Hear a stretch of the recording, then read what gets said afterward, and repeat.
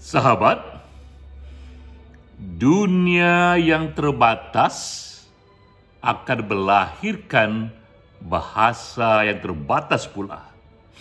Dan budaya yang kaya akan juga melahirkan bahasa yang kaya, karena bahasa adalah batin dari budayanya, batin dari dunianya. Itulah kutipan yang dinyatakan oleh Wittgenstein. Ini seorang filsuf dari Austria. Ia filsuf bahasa. Bahasa, dan itulah memang yang menjadi topik kita pada webinar Satu Pena Hati Pena minggu ini. Karena bulan ini, bulan Oktober, adalah bulan bahasa.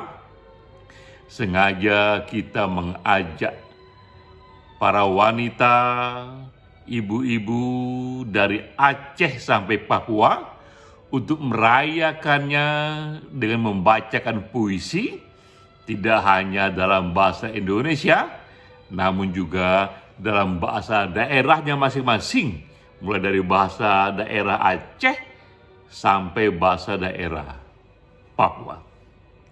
Kita merayakan beragamnya Indonesia, beragamnya bahasa daerah.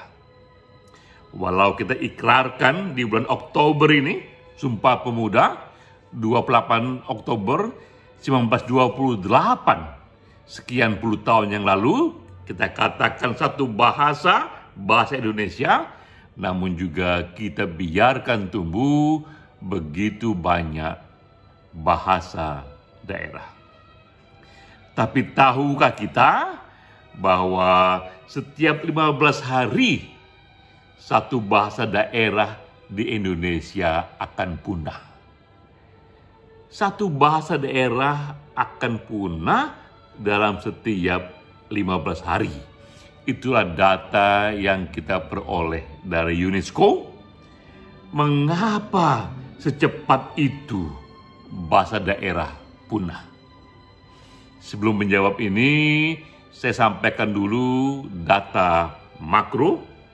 Kita mulai dengan yang ini, bahwa inilah data di tahun 2019.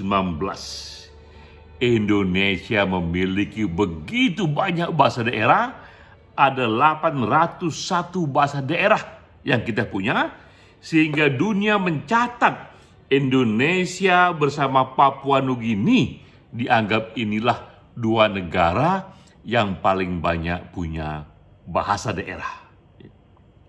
Jadi memang ini fenomena yang bukan main. Indonesia termasuk negara yang paling banyak punya bahasa daerah. Lanjut. Nah, kita lihat di sini bahwa dari aneka wilayah Indonesia, sumbangan bahasa daerah terbanyak dari Papua. Bahkan dari pulau ini sendiri, dari Papua sendiri, ia sudah menyumbangkan 326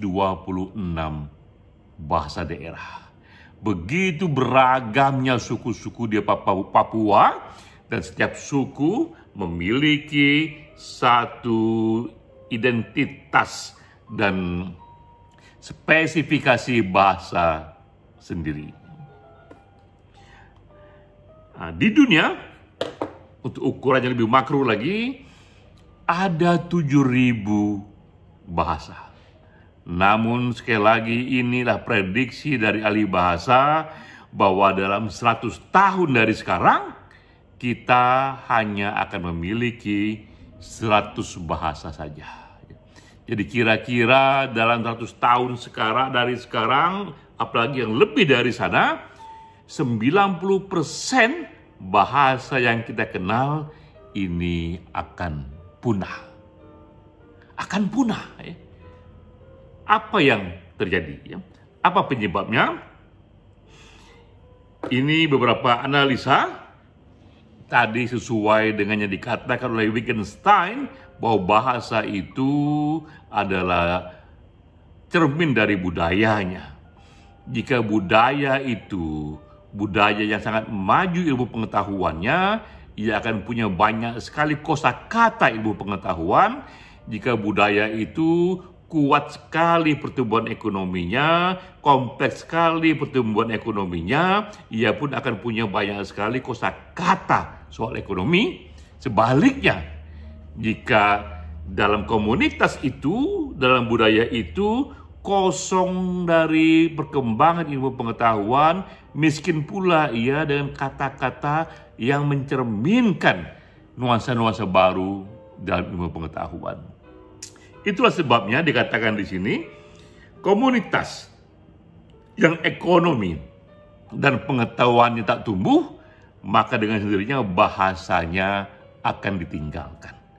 Jadi itu penyebab pertama mengapa begitu banyak bahasa-bahasa daerah yang mati, karena ketika di daerah itu, di komunitas itu tak tumbuh pengetahuannya, tak tumbuh ekonominya, walau bahasa daerah di sana dirawat sedemikian rupa, dimasukkan ke dalam satu lab, dijaga oleh begitu banyak ahli-ahli, tapi ia akan mati karena perkembangan zaman. Karena itu penting bagi bahasa untuk terus-menerus, ia pun mempunyai kosakata baru untuk dunia ilmu pengetahuan, kosakata baru untuk menggambarkan kompleksitas ekonomi.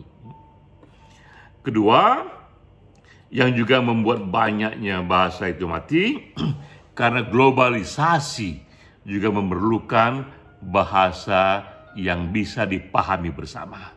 Ini era ketika aneka penduduk dunia dari berbagai pelosok bumi datang berjumpa, berkomunikasi. Mustahil mereka bisa berkomunikasi tanpa ada common language yang mereka bisa pahami. Dengan sendirinya mereka berkomunikasi akan memakai bahasa yang kosakatanya cukup lengkap untuk menggambarkan pengetahuan di zamannya, untuk menggambarkan nuansa-nuansa ekonomi di zamannya, untuk menggambarkan kosakata yang merupakan cerminan batin bagi perkembangan budaya di zamannya. Akibatnya, secara tanpa diatur, tanpa dikontrol, secara natural, maka bahasa-bahasa yang akan bertahan semakin sedikit, dan itu pastilah bahasa-bahasa yang selalu diperbaharui dengan kosakata ilmu pengetahuan, dengan kosakata ekonomi. Maka berlakulah itu hukum yang oleh Charles Darwin disebut survival of the fittest. Pada waktunya, berbagai gagasan dalam bahasa itu berinteraksi sedemikian rupa, dan yang akan bertahan hidup hanyalah bahasa yang sesuai dengan zamannya, yaitu bahasa yang terus-menerus diperbarui karena zaman yang terus-menerus berubah. Jadi itu sebabnya mengapa begitu banyak bahasa di dunia yang akan hilang, termasuk juga mengapa di Indonesia nanti ini setiap 15 hari akan mati satu bahasa daerah. Namun bulan ini, bulan bahasa, memang sengaja kita merayakan bahasa, dan sengaja juga kita justru mengangkat kembali kekayaan bahasa daerah kita. Sebelum masing-masing penyair wanita membacakan puisinya, saya pun ingin membacakan puisi dari daerah saya, dari Palembang. Ini pantun dalam bahasa Palembang yang nanti akan saya terjemahkan ke dalam bahasa Indonesia. Baju adik berwarna abang, matahari nyak tenggelam, alang ke kayo Palembang, punya banyak nian kapal selam. Ini kira-kira artinya mengatakan baju adik berwarna merah, matahari akan tenggelam, alangkah kayanya Palembang karena punya banyak kapal selam. Tapi tentu saja kapal selam di sini bukan kapal selam jenis kapal yang sebenarnya, tapi kapal selam di sini ada nama Pempek Palembang.